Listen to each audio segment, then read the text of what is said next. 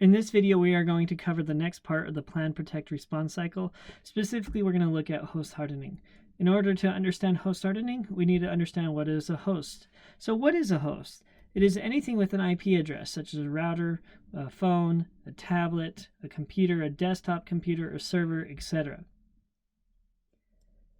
All right, before we dive further into host hardening, let's actually run a scan of some of the hosts that we have on our network to see what we can find out about these particular hosts. So in this case, I want you to run a scan against my server. So open an Nmap application, type in the target field, ormond.creighton.edu, select regular scan from the profile field, run the scan, and then look at each one of the tabs to see what you can discover with regard to the host details, etc. So then answer the following questions. What ports were open when you ran the scan? And if there's anything that was unfamiliar, look at that. What vulnerabilities might exist with these open ports? So I actually went ahead and ran a scan on my own.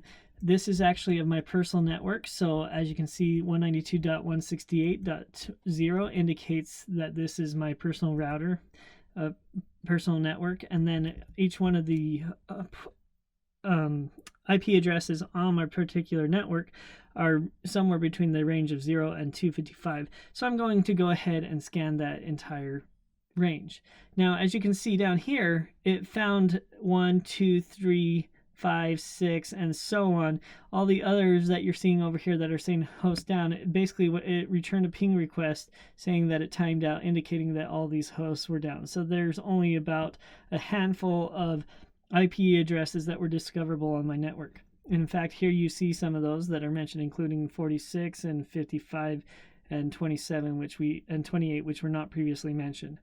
So you can see which ports are open. So 443 for HTTPS websites, port 80 for communicating with insecure websites, and so on.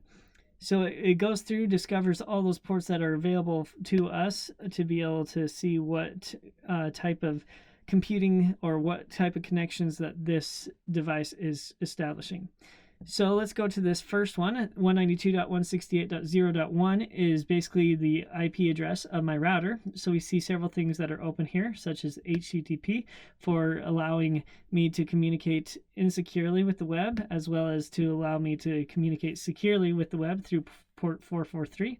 We also have UPnP, which is the modem that I use, is CenturyLink, to be able to connect to the internet service provider. Cisco Firewall is also running on this device, and that gives us some more information. Then we can go down to the next one. This is the next device, and it gives us information related to that. And if I keep scrolling down, I will find more and more information about each of these. In fact, as you can see here, this says Amazon Whisper Play. This is port 8009.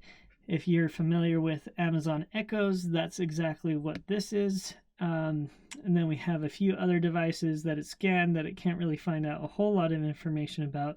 I imagine that these are phones on my network, or personal computers, or even a printer that I have running on my network. So this one actually says that this has a Microsoft Windows, so it can give us a little bit more information about each one of these devices.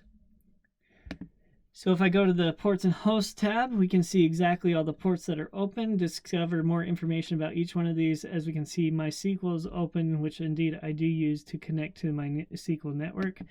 The topology, as you can see here, this is pretty interesting. It gives us a general overview of what each one of these pieces are and how they're interconnected.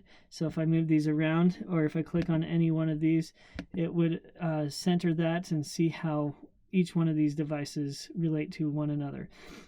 And that allows me to view that in an interesting view. And then the host details. This host details is actually for a different scan that I ran. This is ormond.creighton.edu, so it's giving me more information about this device. So yeah, I ran a couple scans, and that's why some of these are red, because this is ormond.creighton.edu, which obviously did not exist with this other scan that I previously ran.